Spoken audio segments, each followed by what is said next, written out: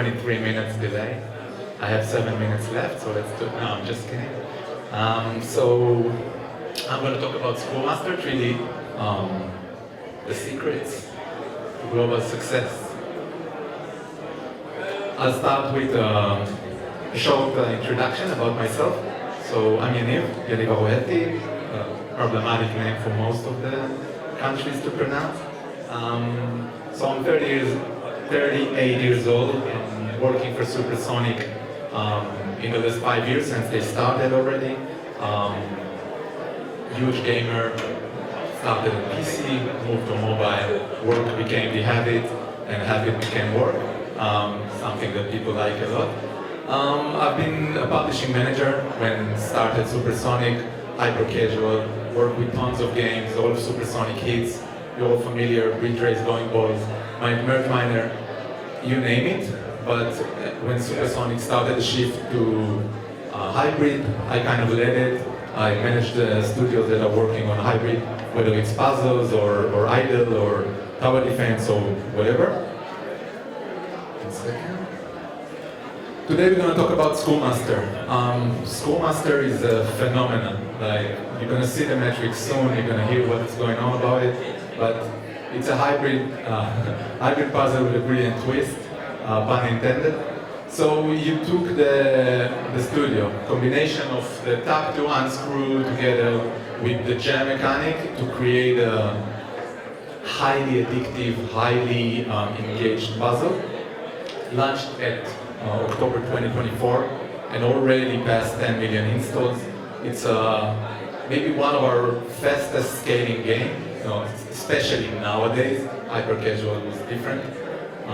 So let's talk a little bit about what took this game to be what it is and what was the part that made a success so big. So we'll start with the addictive gameplay. So you all know hybrid puzzles. It's one of those games where you just start playing and after an hour you don't understand, did I really just play this for an hour? Why? What happened? So it's really sticky mechanic and we see it in the metrics and we also feel it, we all play it of course. I think one of the key parts that differentiate Schoolmaster than all the rest of the hybrid puzzles that I'm working with or that we published is the fact that it changed everything we knew about the classic difficulty curve. So if we are learning and teaching others about, okay, let's do a slow onboarding, let's make it easy on the first 5, 10, 15 levels, Schoolmaster took it all and break it in front of our eyes. Schoolmaster has super challenging difficulty curve that starts already from level 1 or maybe level 2 if you're a pro. So when I first played it, I was like, there's no chance it's gonna work. So that's why it worked so well. And we're gonna talk about it. And of course, the last thing is huge, super strong retention, especially late retention, and this is what we want for a hybrid puzzle. Players are super engaged on we used to look at day 30 and day 60, but now it's day 60 and day 90, and we're starting to look at day 120. This is something that we are not used to in those hybrid puzzles, so we'll see the metrics there as well. Let's discuss a little bit where it all started. So already in 2023, the end of 2023, EO Games, a Chinese studio from China, launched the game Schoolmaster 3D on WeChat Games. So WeChat is a huge platform for China that have a gaming section. Over there, you don't really need to spend on UA. Games are reaching the top charts based on engagement. And it sold to the top charts of WeChat very quickly. The problem with a lot of games in WeChat that they are not doing the next step towards global launch and towards global success with UA. And this is where Supersonic joined the party. We partnered together with EO Games to take the game globally, and this is what I think made the huge success. So high level on the roadmap or on the road. So initial launch, like I said, the game became very big on WeChat China. Supersonic and EO Games partnered together we took the game and we wanted to keep the, I would say, the look and feel of the game. We wanted to keep the original design, but we adjusted it for the global markets and global success. We're going to talk about it. So first thing, and maybe most importantly, is the monetization strategy that was implemented within the game. So this is something, again, that broke, once again, everything we thought about hybrid puzzle. So if we were talking about, okay, I want 70% IAP in my games and 30% ads, or I want, I don't know, 50-50. This is the mindset that we were having when we published puzzle games. But here, that was completely a different picture. The game was heavy on RV, rewarded videos, not forced ads, user engaged ads, and is currently driving 85% of the revenue of the game. This is something that we didn't think possible, but if you look at the metrics, users are super engaged with the rewarded videos, and they're watching endless amount of ads, and you will see the numbers in the coming slide. So what we wanted to do is to sustain this model, and we wanted to make sure users keep on engaging with the RVs on day 60, 90, etc. And I think maybe in the core mechanic itself, the game is super hard, but it's allowing you so many breakthrough and assistance using rewarded videos. So at any given point, if you're stuck or you're about to fail, you can see an RV in order to help yourself. And this is something that constantly happening level after level after level. Now, to add on top of that, we always want IAP layer, but I'll talk about it. We wanted to make sure we're not cannibalizing the RV revenue and add it on top of the rewarded video layer. This is a graph that I never thought I will see or share anywhere. This is the RV engagements, RV impressions, for users across 90 days. So you can see that on the first days, users are actually watching more than 30 RVs a day. We used to aim for like 10 a day. It was a great phenomenon. If it stays on 10, going down to 5 on day 30, that was something that we were okay with. Here you can see that on day 90, users are still watching about 17 RVs a day. This is a phenomenon that we never seen before. Okay, and we wanted to understand why this is happening and how we can utilize it for any other game. A little bit more on the metrics of the game. So again, like I said, we used to look at retention day 30, but here we're looking way further. So day 60 is 12%, day 90 is 9%. We're seeing that users that were hooked to the game, they keep on playing, they are not leaving the game, and they're playing the same amount of hours. The playtime remains about 3,000-4,000 seconds a day across day 90. Users are getting addicted to the game and playing. 200 day 30 RV impressions. I would say it again, 200 RV impressions. We we reached a problem that we never thought we would ever encourage, which users are watching too many RVs. So what we see is, okay, at some point eCPMs are starting to drop because users are watching so much RV, they're getting probably the same RV again and again. And this is something that we're now working on solving, and I will talk about lowering the curve soon. So some metrics about 3.7 day 30 output, which again, very high for this type of game.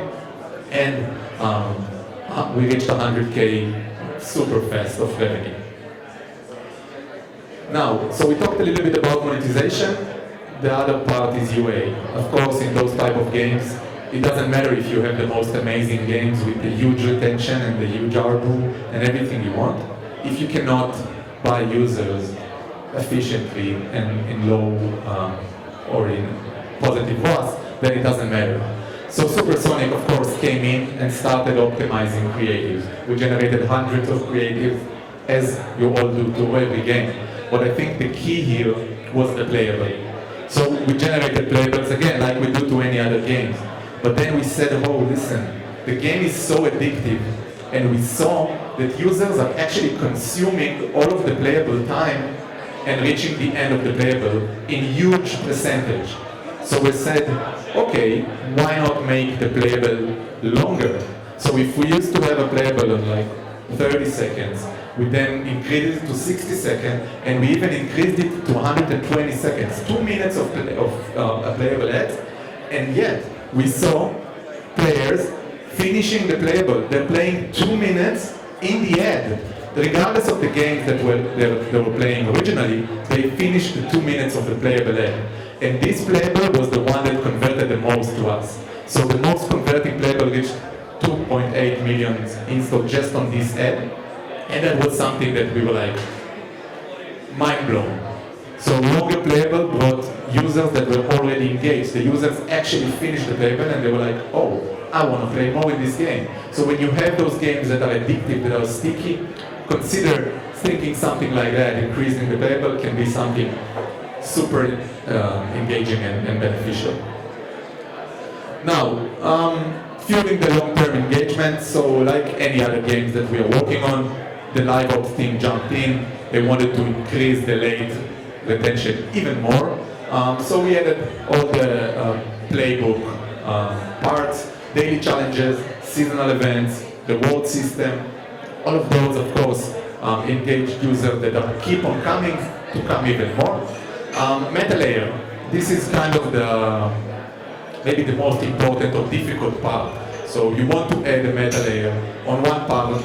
You don't want to hurt the original gameplay. So you don't want them to maybe stop playing or maybe start being involved with something else that they will get sick of and leave.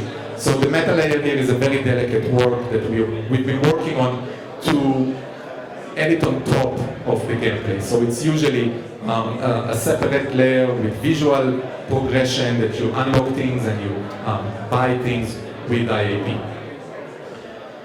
What do we have in the future roadmap? So of course, new content is something that we always work on every game, live ops team, so constantly rolling out new A/B tests, optimizing the player experience, etc., etc.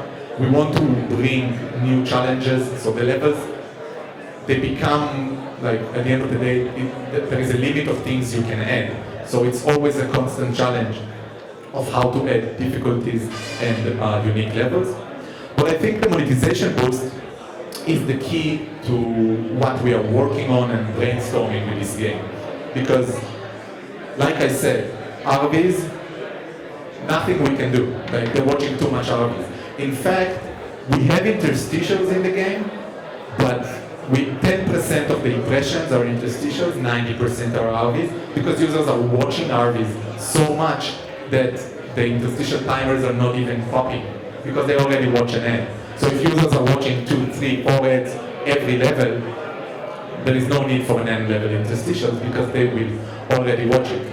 So the monetization boost that we want is how to integrate IAP within the game without hurting the RV.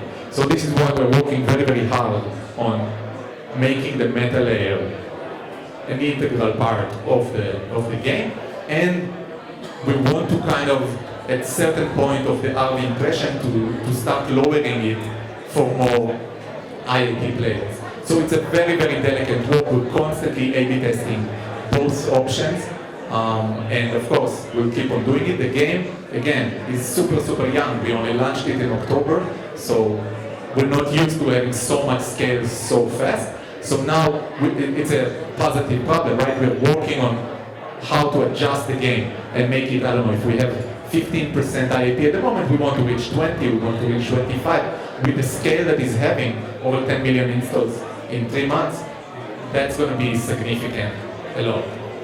So this is regarding the monetization boost. Give me a second.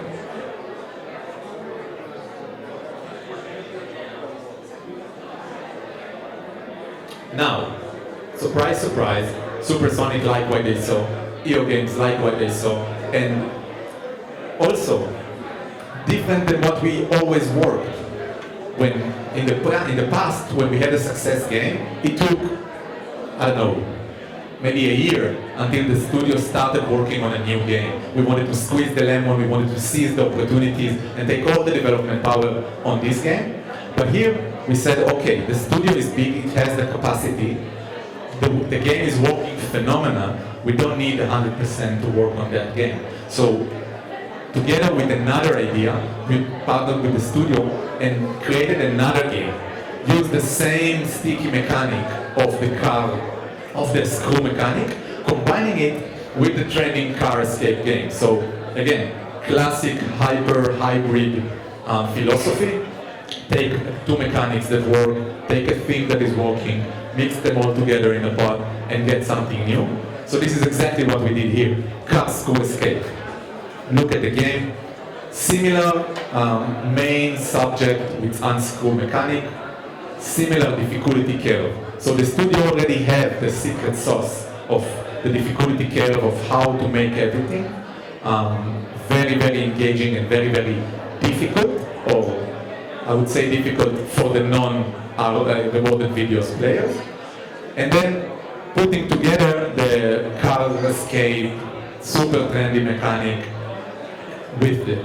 So we have jam mechanic, we have unscrew mechanic, and we have car escape mechanic. All those three mechanics together are bringing similar metrics to the game, to the Screwmaster to the Screwmaster metrics early on. So a lot of RV engaged users, a lot of very, very late retention users. It's funny because we want to look at, the first thing we said is, what is day 90 retention? And they were like, the game is not live for 90 days, we don't know. So it's super, super early. We are waiting for the late game metrics, but early on, it's already showing super promising metrics. You can see that users can, I think the main power of the RVs, both here and in Screwmasters, are the in-level engaged difficulty assist RVs. So you can see the players. Do I have a laser? Yeah. So players can unlock another layer for another car, and in Screwmaster, of course, unlock another layer for another pin, or on the top for the box that is unlocking the pins. And of course, they have the RVs for boosters that can technically, each RV is giving you at least, I don't know, 20-30% relief in the difficulty. Whenever you see an RV, you get those, I don't know, 30 more seconds that you can, it's like another chance. And then if you reach the end of it, the game will focus and show you, listen, you're about to fail, and then you can simply watch another RV. So it gives the players the ability to constantly succeed without those, you know, we used to have the revive as the most engaged RV. Here, players have the revive option for RV, but they're barely reaching there, because they have the ability to constantly help themselves within the game itself. So we have super high hopes for Car Screw Escape. It's starting to scale as we speak. We just started soft launch. We're opening different channels, scaling the game, and hopefully we will get to the same results as Screwmaster. So that's it. Thank you very much.